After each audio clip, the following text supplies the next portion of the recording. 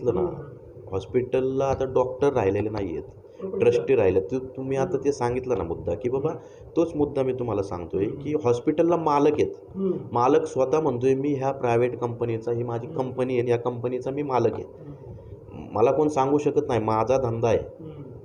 तर ही प्रक्रिया कुठंतरी मेडिकल कौन्सिल असेल किंवा धर्मादाय आयुक्त असेल, तर ही किंवा राज्याचे सगळं सरकार असेल म्हणजे कुठंतरी ही प्रक्रिया मोडीच काढली पाहिजे, हे बी मला वाटतं ना.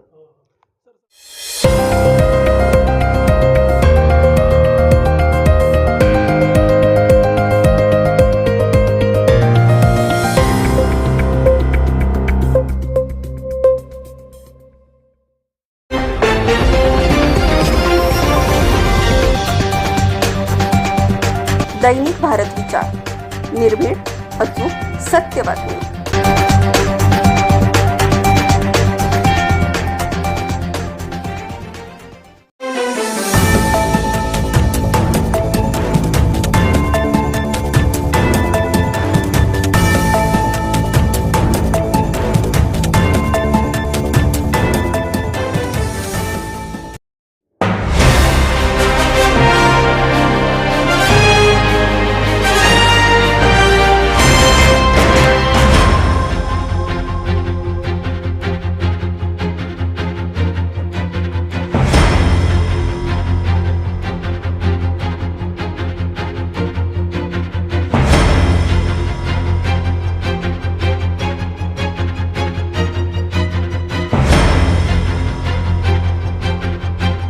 नमस्कार मित्रांनो, दैनिक भारत विचार न्यूज चॅनलमध्ये मी संपादक दत्ता हजारे आपणा सर्वांचे खूप खूप स्वागत करत आहे.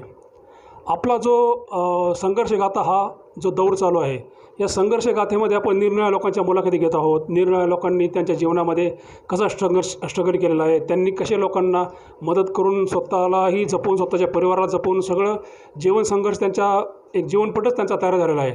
अशा लोकांना आपण निरनिराळ्या लोकांना भेटून त्यांच्या मुलाखती घेत आहोत. या संघर्ष गाथी सत्रामध्ये आपण आज आलेलो आहोत हडपसरमध्ये. आपल्यासोबत आहेत श्री निनाद टेमगिरे पाटील. निनाद टेमगिरे पाटील साहेबांचा रुग्णसेवेवर दांडगा अभ्यास आहे. त्यांचे निरनिराळे पद आहेत. त्यांचे पद सांगतो तुम्हाला मी. त्यांच्याकडं वैद्यकीय मदत कक्ष आहेत, ते सध्या प्रदेश कार्याध्यक्ष आहेत या मदत कक्षाचे, व पुणे जिल्हाध्यक्ष आहेत. तसेच भूमाता वैद्यकीय मदत कक्षाचे ते महाराष्ट्र प्रदेश अध्यक्ष आहेत. यांच्याकडे हा सगळा पदभार असताना साहेबांनी कशा स्वरूपात रुग्णसेवा दिलेली आहे, कशा स्वरूपात समाजसेवा करतायत, हेच आपल्याला जाणून घ्यायचं आहे साहेब. चला तर मग मित्रांनो, टेमगिरे साहेब आपलं आमच्या चॅनलमध्ये खूप खूप स्वागत आहे. आम्हाला थोडक्यात आपला परिचय द्या व आपल्याला या रुग्णसेवेबद्दल कसं आपण जनतेला लाभ करत होतो हे आम्हाला सांगा.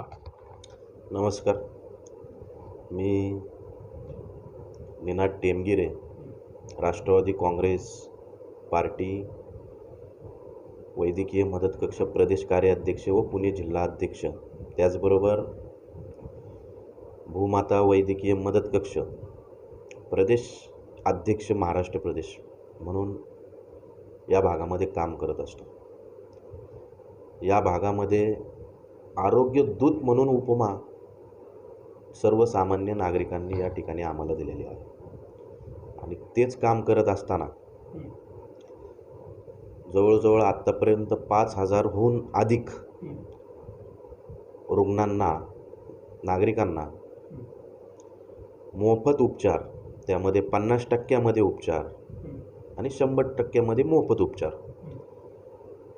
पायाच्या नखापासून डोक्याच्या केसापर्यंत येणाऱ्या सर्व आजारांवरती, त्यामध्ये विविध शासकीय योजना असतील, त्यामध्ये मुख्यमंत्री सहायता निधी असेल, महात्मा फुले जन आरोग्य योजना असेल, म्हणजे तेच आयुष्मान भारत, पुणे शहरी गरीब योजना असेल, पंतप्रधान राहत कोष असेल आणि विविध CSR, प्रायव्हेट CSR फंड असतील, अशा विविध योजनेतनं लाभ मिळवून देण्याचं काम या भागामध्ये आम्ही करत असतो. मला पुढचा प्रश्न घ्यायचा सर आपल्याला. आपण ही जी रुग्णसेवा ही साधारण किती वर्षापासून करताय? साधारण मी समाजसेवा आणि रुग्णसेवा हे माझ्या अंगामध्ये लहानपणापासूनच भिडलेलं आहे.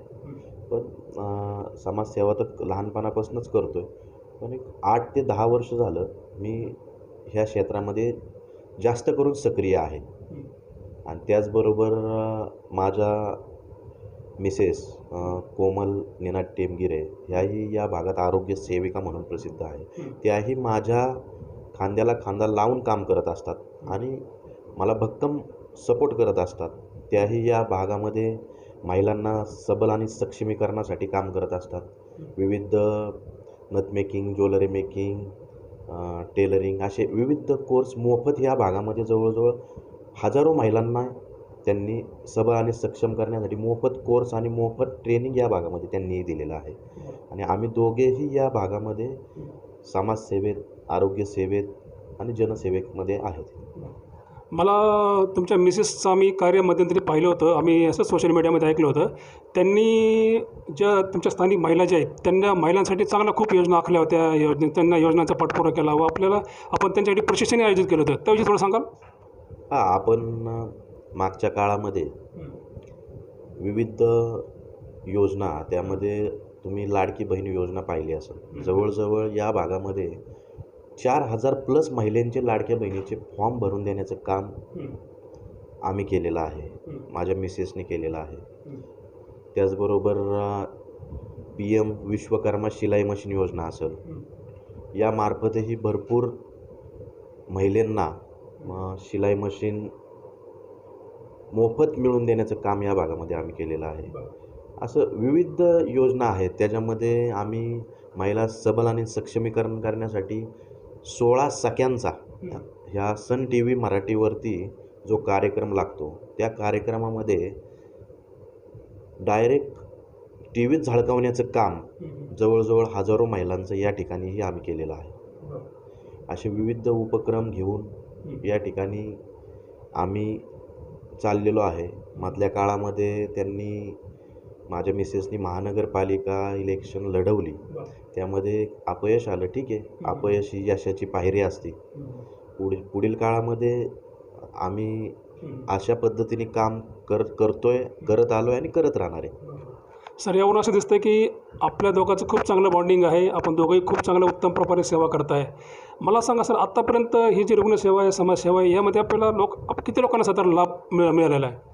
सांगितलं ना मी की 5,000 होऊन अधिक लोकांना, म्हणजे मी त्याची गिनती ठेवत नाही. कारण की नेकी कर दारिया में डाल, त्याची गिनती का ठेवायची? माझ्याकडं रोज मला 250 ते 300 फोन रोज आहेत. त्यामध्ये रोज मी प्रत्येक हॉस्पिटल, आपल्या पुण्यामध्ये जवळजवळ 58 चॅरिटीचे हॉस्पिटल आहेत धर्मदाय आयुक्तांतर्गतचे. प्रत्येक हॉस्पिटलला रोज 1-2 पेशंट लोकांचे मला पूर्ण महाराष्ट्रभर, पुणे जिल्हाभर फोन येत असतात की आम्हाला हॉस्पिटल चॅरिटीत असून त्या ठिकाणी सुविधा मिळत नाही. आम्ही आर्थिक दुर्बल आणि निर्धन घटकातील लोक आहोत. आर्थिक दुर्बल आणि निर्धन म्हणजे हे समजून घ्या पहिल्यांदा. आर्थिक दुर्बल म्हणजे केसरी राशन कार्ड धारक, जो 85,000च्या वरती ज्याचा उत्पन्न असतं त्याला आपण आर्थिक दुर्बल म्हणतो. आणि निर्धन म्हणजे 85च्या खाली जो पिवळं राशन कार्ड धारक आहे, 1000च्या खाली उत्पन्न आहे, त्याला आपण निर्धन घटक म्हणतो. तर ह्या लोकांना हॉस्पिटल लाभ मिळून देत नाही. त्या ठिकाणी प्रत्येक हॉस्पिटलला आर्थिक दुर्बलसाठी 10% आणि निर्धन घटकासाठी 10% असं राखीव खाटा त्या ठिकाणी उपलब्ध असतात. तर काही हॉस्पिटल त्यांना हा लाभ मिळवून देत नाही. काही लोकांना ही माहिती माहीत नसते. तर आम्हाला संपर्क साधल्यानंतर आम्ही प्रत्येक ठिकाणी पोचतो. माझी टीम प्रत्येक ठिकाणी पोचते. मी स्वतः काही ठिकाणी जातो आणि त्या ठिकाणी त्यांना लाभ मिळवून देण्याचं काम आम्ही करत असतो.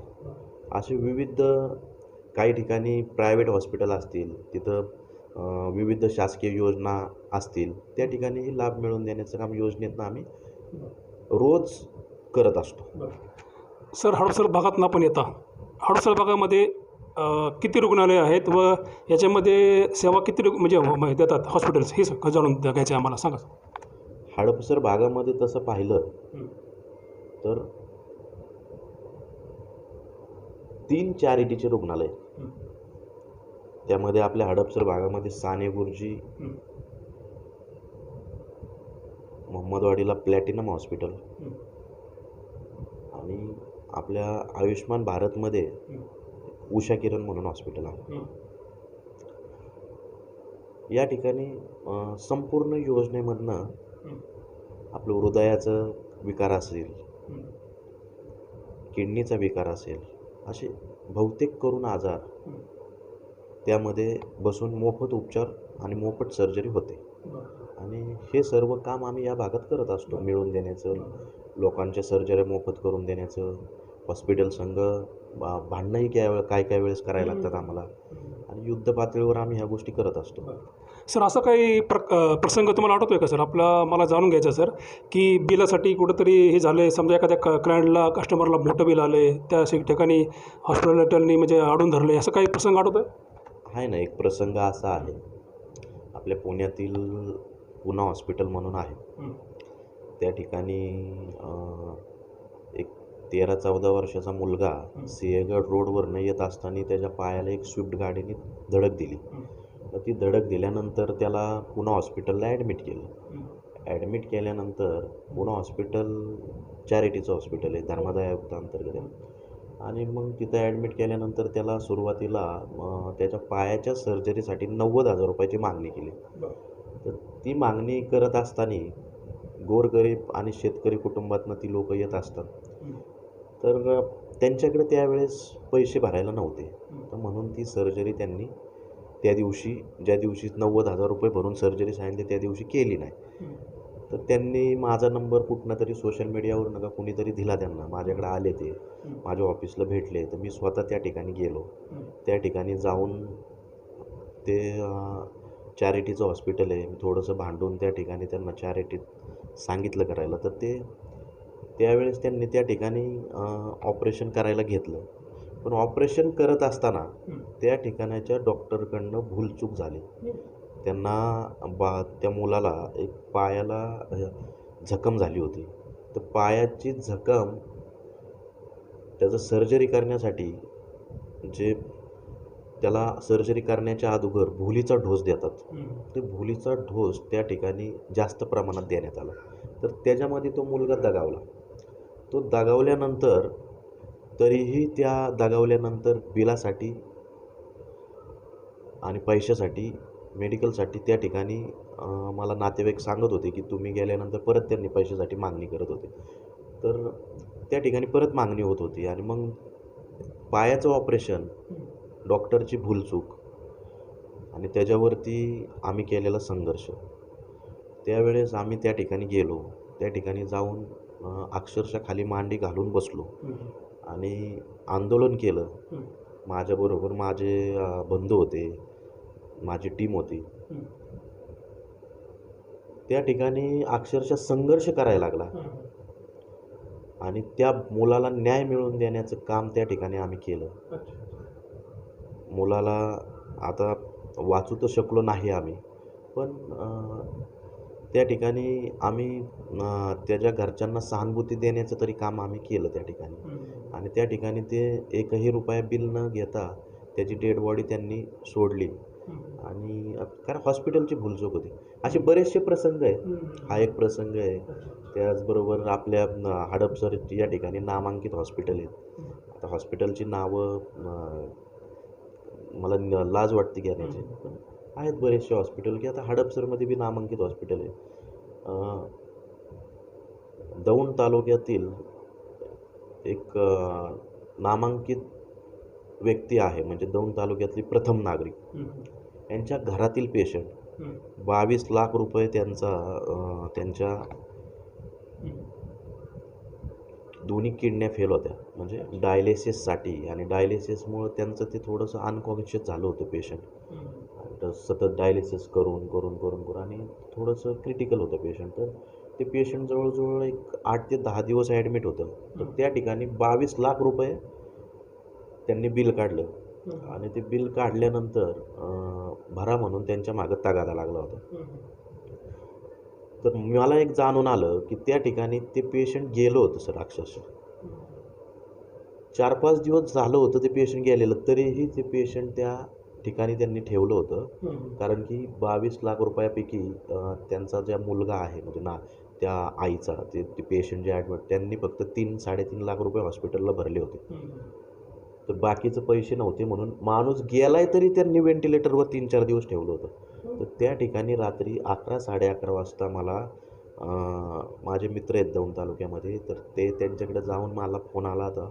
माझ्या घरी ते न्यायला आले काळेपडळ भागामध्ये आणि मी तिकडे गेलो असता माझ्याबरोबर माझे मित्र होते. आम्ही 4-5 जणं जाऊन त्या ठिकाणी त्यांना विनंती केली. विनंतीला ते ऐकत नव्हते. मग त्या ठिकाणी मग थोडंसं जरा आम्ही खुर्च्या आपट किंवा शिव्यागाळी करणं किंवा भांडणं करणं ह्या स्वरूपात आम्ही त्या ठिकाणी शेवटी पर्याय राहत नाही, हे लक्षात घ्या. शेवटी त्या ठिकाणी आम्ही उतरलो आणि मग ते झाल्यानंतर जरा हॉस्पिटलला ऐकलं आणि त्या ठिकाणी फक्त 2.5 लाख रुपये भरून ते पेशंटला सोडलं आणि ते पेशंट सोडून रात्री त्यावेळेस 11:30 नंतर आणल्यानंतर आम्हाला 2-2.5 या सगळ्या सेटलमेंटला टाईम झाला आणि त्याच्यानंतर ते पेशंट दीनानाथ मंगेशकरला हलवलं. तर दीनानाथ मंगेशकरला नेत असतानाच हॉस्पिटलमध्ये तिथं नेलं आणि ते पेशंट तिथं डॉक्टरांनी डिक्लेअर केलं की पेशंट गेलं आहे म्हणून. आणि पण डॉक्टरांनी डिक्लेअर, आता प्रत्येक जणांचा जो धंद्याचा पेशा असतो, आता डॉक्टरचं त्यांनी काही सांगितलं नाही की ते 4-5 दिवस, पण आम्हाला माहिती आहे ते पेशंट 4-5 दिवस गेलंच होतं, कारण की ह्या लोकांकडं पैसे नव्हते. असे बरेचसे किस्से आहेत की हॉस्पिटल पैशाअभावी बरेच म्हणजे लोकांना मारण्यासाठी. आता काल परवा तो तमिळनाडूचे मुख्यमंत्री विजय थलेपती जे आहेत त्यांनी जो निर्णय घेतलेला आहे त्यांच्या राज्यामध्ये की बाबा माणूस हॉस्पिटलमध्ये रुग्ण जर मृत्यू झाला की त्याचं सर्व बिल आणि त्याला आर्थिक संरक्षण द्यावं आणि बिल माफ व्हावं. तर हा निर्णय आपल्या धर्तीवरती महाराष्ट्रात किंवा भारतभर का होत नाही आहे, हा निर्णय एक झाला पाहिजे. या आपल्या मार्फत मी सांगतो की आम्ही ह्याच्यासाठी प्रयत्न करणार आहे. मी मुख्यमंत्र्यांना, माननीय मुख्यमंत्री देवेंद्र फडणवीस साहेब असतील, उपमुख्यमंत्री एकनाथ शिंदे साहेब असतील, अर्थमंत्री प्रकाश आंबेडकर साहेब असतील आणि आमच्या प्रथम महिला लोकप्रिय उपमुख्यमंत्र्या सुनित्रा वहिनी असतील पवार, त्यांनाही आम्ही पत्र देऊन ह्याविषयी जरा थोडीशी पाठपुरावा करणार आहोत. तर मला विचारायचं सर, विजय थलपती साहेबांनी जे केलं ते खूप योग्य केलं आहे, गोरगरिबांना न्याय दिला त्यांनी. पण हे एकाच म्हणजे नाही का ते एकांतात त्याला पुनरावृत्ती म्हणा किंवा कॉपी म्हणा, याची गरज का यावी? असे ठोस पावलं सरकारने उचलावीत. मी म्हणत नाही महाराष्ट्रच, सेंट्रल गव्हर्नमेंटकडूनच पावले उचलली गेली. काय वाटतं याविषयी? नाही, मी काय सांगतो की बाबा ह्यामध्ये 2 गोष्टी, 2 नाण्याच्या बाजू आहेत. मी आता ह्या क्षेत्रामध्ये काम करत असताना मी आता पहिला तुम्ही दीनानाथ मंगेशकरचा तुम्ही तो मधल्या काळामध्ये तुम्ही सोशल मीडियाने उचलून धरलेला तो तनिष्का पिसे प्रकरणाचं तुम्हाला तो प्रकरण माहिती आहे, हॉस्पिटलला झालेलं. तर ह्याच्यामध्ये असं आहे की वरतून जरी मंत्रालयातनं मुख्यमंत्र्यांचे PA असतील, OSD असतील, उपमुख्यमंत्र्यांचे OSD असतील किंवा आमच्यासारखे सामाजिक कार्यकर्ते असतील, आरोग्यसेवक असतील, आमच्याकडनं जरी फोन हॉस्पिटलला गेले किंवा हॉस्पिटलला त्या ठिकाणी आम्ही गेलो तर त्या ठिकाणी हॉस्पिटल सरळ सांगतं की आमची प्रायव्हेट कंपनी आहे, आम्ही म्हणन ती पूर्व दिशा, आम्हाला काय मुख्यमंत्री फंड देत नाही का कुठले नेते फंड देत नाही, आम्ही आमच्या जीवावरती हॉस्पिटल चालवतो. अशा बऱ्याच गोष्टी आहेत. पण त्याच्यामध्ये दुसरी एक नाण्याची बाजू पाहिली तर आपण कुठंतरी हातबल होतो आहे. मला असं वाटतं कुठंतरी आपलं सरकारचं पण चुकतं आहे की त्याच्या मागं कारवाई का होत नाही. मी आत्तापर्यंत पाहिलं म्हणजे मला खूप मोठी शोकांतिका आहे त्याच्या मागं. अख्ख्या भारतामध्ये म्हणा किंवा राज्यामध्ये म्हणा एकही हॉस्पिटल असं नाही आहे की त्या ठिकाणी असा प्रकार घडला आणि त्या ठिकाणी हॉस्पिटलला टाळे लागलेत. मी ह्याचा जाहीर निषेध करतो की बाबा ह्या प्रकार घडला नाही पाहिजे. नाही, मला असं विचारायचं सर, म्हणजे आम्ही पाहतो, आम्ही एक नागरिक आहोत प्रथम, नंतर पत्रकार आहोत सर. आम्हाला वाटतं की आता पहिले हॉस्पिटल्स आणि आत्ताचे हॉस्पिटल ह्या कंपन्या स्वरूपात झालेल्या आहेत, प्रोफेशनल झालेले आहेत. आत्ताचे हॉस्पिटलचे मालक आहेत, आता डॉक्टर्स नाहीत. आता मालकांनी सांगितलं डॉक्टर लोकांना तुम्ही मागे व्हा, आम्ही पुढे आहोत. आता याविषयी म्हणजे सांगू शकाल काय? हेच तुम्हाला मी सांगितलं ना, हॉस्पिटलला आता डॉक्टर राहिलेले नाही आहेत. ट्रस्टी राहिलं तर तुम्ही आता ते सांगितलं ना मुद्दा की बाबा तोच मुद्दा मी तुम्हाला सांगतोय की हॉस्पिटलला मालक आहेत. मालक स्वतः म्हणतोय मी ह्या प्रायव्हेट कंपनीचा, ही माझी कंपनी आहे, या कंपनीचा मी मालक आहे, मला कोण सांगू शकत नाही, माझा धंदा आहे. तर ही प्रक्रिया कुठंतरी मेडिकल काउन्सिल असेल किंवा धर्मादाय आयुक्त असेल तर ही किंवा राज्याचे सगळं सरकार असेल म्हणजे कुठंतरी ही प्रक्रिया मोडीच काढली पाहिजे, हे बी मला वाटतं ना. सर आता मला तुम्हाला थांबू वाटते सर, तुम्ही रुग्णसेवेवर काम करताय, समाजसेवेवर काम करताय, पण मी म्हणत नाही पूर्ण पुणे जिल्हा, पण हडपसर भागामध्ये असं मध्यंतरी आम्हाला काय मिळतं की काय काय बोगस डॉक्टरांचा सुचराट आहे, बोगस फार्मासिस्ट आहेत की लायसन एकाचं दुसरा फार्मासिस्ट, याविषयी आपण काय आवाज उठवला ह्याच्या आधी काय? खरं सांगायला गेलं तर म्हणजे एवढ्या 4-5 वर्षामध्ये फक्त मी पेपरला ऐकतो बोगस डॉक्टर आणि तुमच्या यूट्यूबला ह्याला त्याला सोशल मीडियावर पाहतोय. पण माझ्या हडपसर भागामध्ये अशी प्रक्रिया अजून म्हणजे अशी लोकं कधी धावलेली नाही आहे, म्हणजे बोगस डॉक्टर म्हणा असं काय हडपसर भागामध्ये तर मला अजून आढळलेलं नाही आहे. पण सोशल मीडियावर मी पाहत असतो. आता काल परवाचं ते पुण्यातलं प्रकरण मी पाहिलं कॅम्पातलं, त्या ठिकाणी बोगस डॉक्टर हॉस्पिटल चालवत होते असं. पण ह्याच्यावरती जे बोगस डॉक्टर आहेत ह्याच्यावरती कठोर कार्यवाही, यांना मोकाको अंतर्गत कारवाई झाली पाहिजे या डॉक्टरांवरती. कारण की तुम्ही एक जीवाशी खेळताय आणि ह्याच्यावरती काहीतरी कायदा निघला पाहिजे.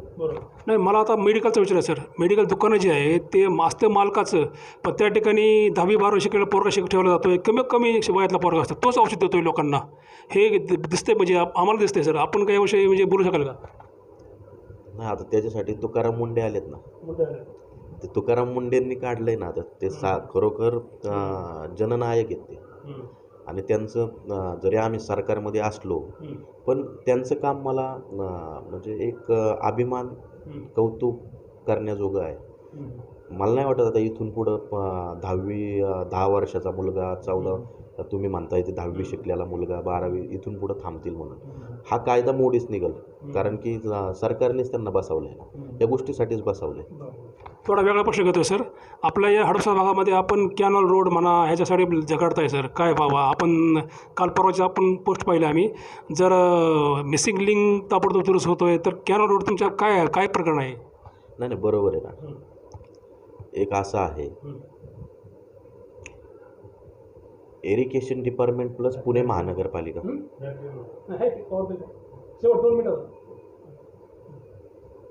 इरिगेशन डिपार्टमेंट प्लस पुणे महानगरपालिका, म्हणजे मला समजतं की ह्या अंतर्गत ते काम आहे. इरिगेशनची परमिशन यायला टाईम लागतो, कुठं काय असं मला समजतंय, मला अजून माहीत नाही. पण मी आज पाहतोय की आज जवळजवळ वर्ष झालं त्या कॅनेलचा पूल आमच्या ससानेनगर हडपसर भागातील जो पूल आहे हिंगणेमाळ्या ठिकाणीचा, आज तो ढासळलेला आहे. 1 वर्ष झालं त्या पुलाचं काम अजून नाही आहे. आत्ता काम चालू आहे तर त्याची गती एकदम संत गतीने काम चालू आहे. आणि विषय असा आहे, त्या ठिकाणी साधा एक फलक बी लावलेला नाही, हे काम कधी चालू झालं, ह्याचा कालावधी किती, ह्याची निवेदिता, ह्याचा खर्च किती, हा एक फलक त्या ठिकाणी नाही आहे. आणि एकदम संत गतीने कालची पोस्ट तुम्ही पाहिली असेल की 18 तासामध्ये मिसिंग लिंक, त्याचा स्लॅब कोसळतो आणि 18 तास रेकॉर्ड ब्रेक होतं आणि 18 तासामध्ये ते रिपेरिंग होतो. त्यानंतर आपल्या सासवड ठिकाणी जाताना दिवेघाट लागतो, दिवेघाटात जवळजवळ 80-85% काम त्या ठिकाणी पूर्ण झालं. म्हणजे ती कामं होतात, मग तिकडं नागरिक राहतात, इथं नागरिक राहत नाही का? आणि ह्या ठिकाणी प्रशासनाने निर्णय घ्यावा. मी उद्या परवा कॅबिनेटला गेल्यानंतर कॅबिनेटची मीटिंग असेल मंत्रालयात, त्यावेळेस मी मुख्यमंत्र्यांना उपमुख्यमंत्र्यांना पत्र त्या ठिकाणी देणार आहे. त्या गोष्टी साहेबांना एक शेवटचा प्रश्न घ्यायचा आहे. त्यांच्या या भागामध्ये जो कॅनल रोडचा त्यांनी मुद्दा उपस्थित केलेला आहे, त्या पुलाबद्दल सारखं झगडतायत वगैरे, पाठपुरा करतायत सारखा मनपाशी, महाराष्ट्र शासनाशी. या ठिकाणी सर आपला भाजपचेच नगरसेवक आहेत या ठिकाणी, तर ते काय पाठपुरा करत नाहीत का? म्हणजे आपल्याला याविषयी काय म्हणजे मत आहे? नाही नाही आहे ना, भारतीय जनता पार्टीचे, उभाटा गटाचे एक आहेत, राष्ट्रवादीचे एक आहेत. आम्ही त्यांचा जाहीर निषेध करतोय ना. जरी आम्ही त्यांच्याबरोबर काम करत असलो तर ह्या गोष्टीचा जाहीर निषेध आमच्याकडनं 100% आहे की ज्या ठिकाणी ह्या लोकांचं चुकतं, ही लोक ज्या ठिकाणी काम पाहत नाही त्यावेळेस आम्ही त्यांनाही विरोध दर्शवला आहे. तुम्ही ती पोस्ट पाहिली असेल. आम्ही प्रशासन आणि लोकप्रतिनिधी आम्ही दोघांनाही टार्गेट केलेले. प्रशासन आणि लोकप्रतिनिधी म्हणजे ती 4 नगरसेवकच आले ना त्या भागातील. आम्ही त्यांनाही टार्गेट केलेलं आहे.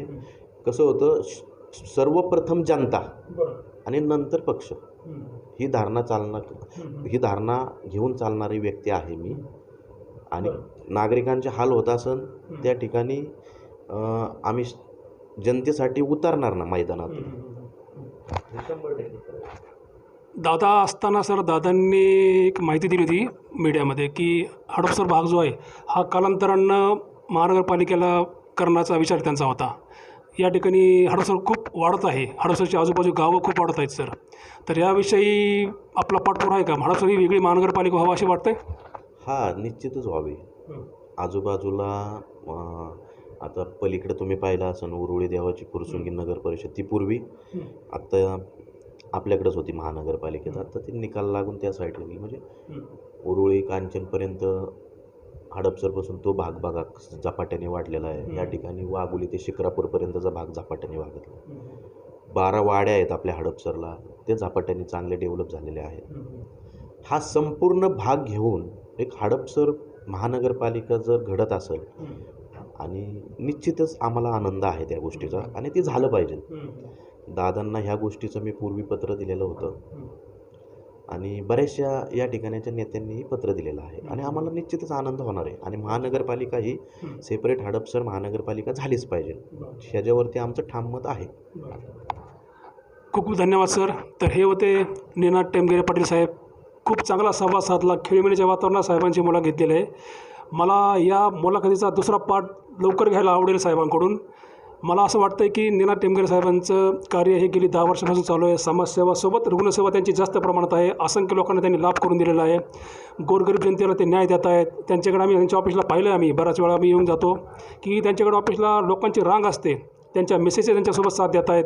त्याही त्यांच्यासोबत ज्या महिला आहेत त्यांनाही प्रशिक्षण देणे, कुठं घरगुती व्यवसाय करण्यासाठी आवाहन करणं, प्रोत्साहन करणं ही सेवा देत आहेत. दोघंही पती पत्नी समाजसेवेला वाहून घेतलेले आहेत त्यांनी दोघांनी.